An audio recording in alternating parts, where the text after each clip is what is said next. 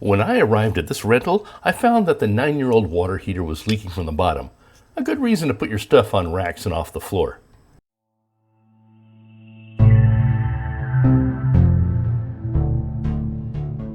When I unboxed the new water heater, I cut the box in half, which makes a great trash can.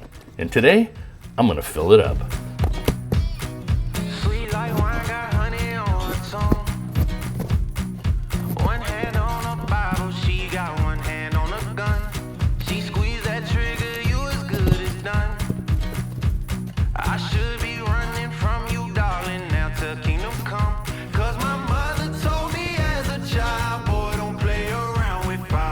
After disconnecting the water lines, gas line, and drain line, it was time to get that leaking water heater out of here. I used my lift table to make it easier. Now I could bear hug it down, but I'm an old man and I've nothing to prove anymore.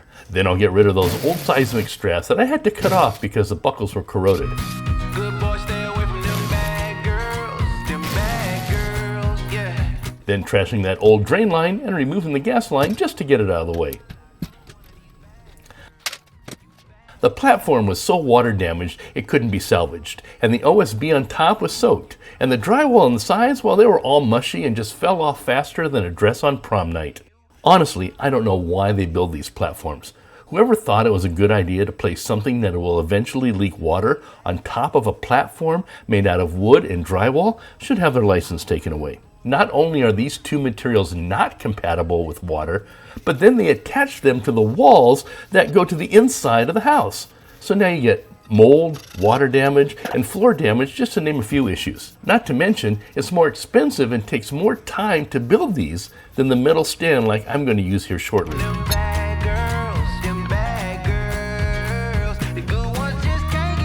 Of course, I always seem to miss one nail that's always in the way when trying to attach drywall.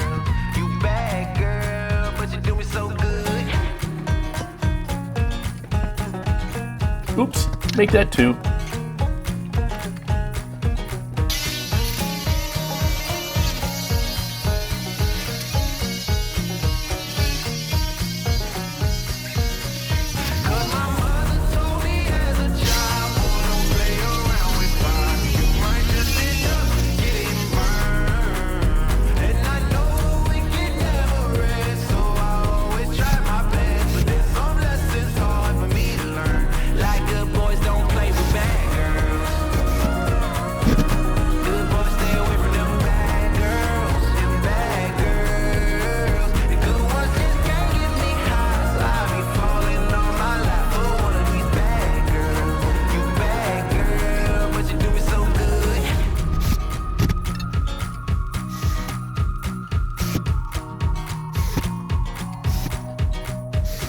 Since it's in a garage and a rental to boot, there's no level 5 drywall finishing happening here, and just a level 2 so we can get the new water heater in and restore hot water to this family today.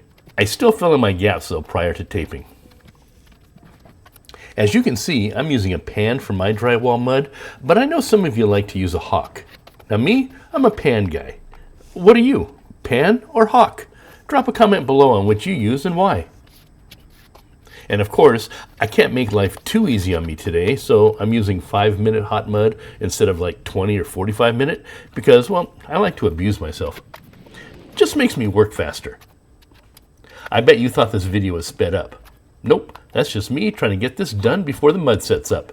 Kind of like urgency meets poor decision making. Yeah, that pretty much describes me.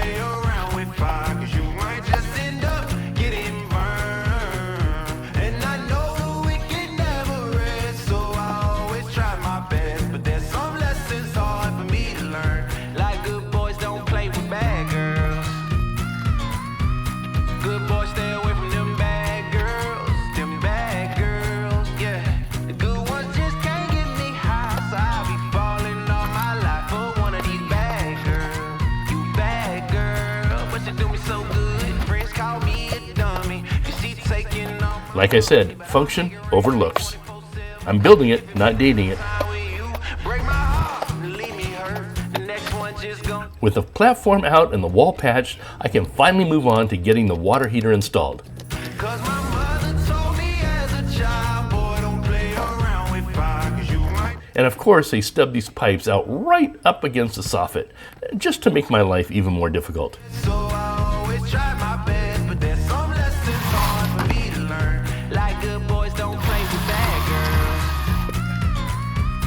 Good boys stay away from them bad girls. Them bad girls. The good ones just can't get me high, so I be falling on my lap for one of these bad girls.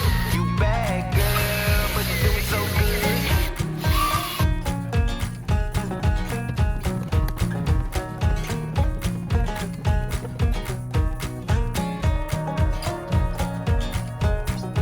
Press on a new ball valve and some male adapters, so if the water lines ever have to be replaced in the future, it'll be much easier. As a child, boy, don't play around with fire, 'cause you might just end up getting burned. And I know. And attaching some stainless corrugated lines before the water heater goes in just makes my life a little bit easier today. Now I can already hear heads exploding and the weekend plumbers tapping away the comments about not hard piping it in with copper pipes. But here, that's not really a thing. Flex lines are permitted and they're pretty much the norm here. That way, when the next earthquake hits, not only will I scream like a 13-year-old girl, but the lines won't break loose.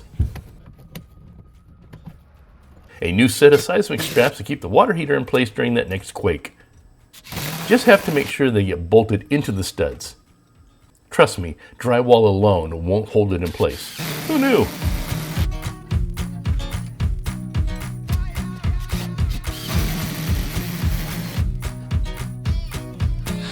I'll attach a flex line now for the TPR drain because it's easier to do now than after the water heater gets in the way.